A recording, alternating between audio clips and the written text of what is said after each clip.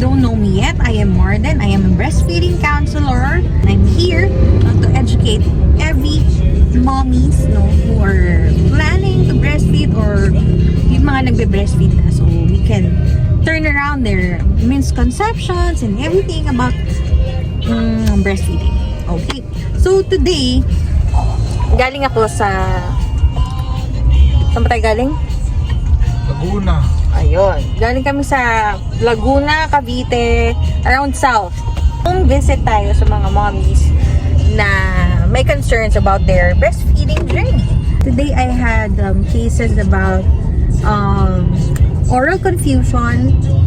So, two of the mommies parang nasa first week pa lang. No? The first one, not the first one. The other one is 4 days pa lang. So, nag-online counseling muna kami and then ngayon, I checked everything and they're fine.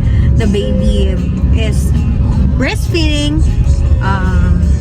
The other mommy naman na nasa 12-day-old, yung kanyang baby is flat, no? Yung medyo flat yung nipple, no? So, there's a challenge in breastfeeding.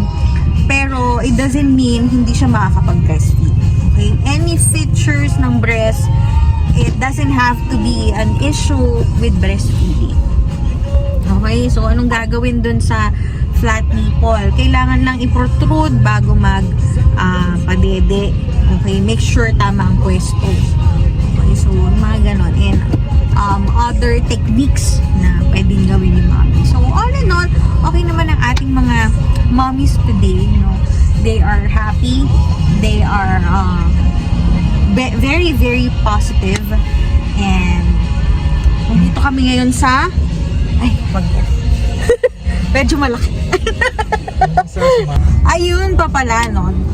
Ito reminder lang sa mga mommies, lalo na dun sa may mga kasamang in-laws, no? Yung may mga kasamang matatanda sa bahay. Sure, we want to respect them with their opinions and all, pero if it hindrances, no, yung tawag dito, kung nakakasira siya sa tagumpay ng pagbe-breastfeed, at kung alam mo namang hindi ito totoo, might as well maglakas loob ka na sabihin na ganito po kasi yung tinuro sa akin, ganito po yung kasi yung alam ko, na hindi po totoo yung ganyan, no? Yung bawal magpadede kapag pagod, bawal magpadede kapag may lamay sa bahay, mga ganon, kasi wala siyang koneksyon. Ano ba? So, ang bawal is yung hindi ka magpapadede kasi mag-i-stop yung flow ng milk mo. So, yun pa yung magiging dahilan para hindi ka makapag-breastfeed. So, any pamahiin is not true. Okay? So, yun lang.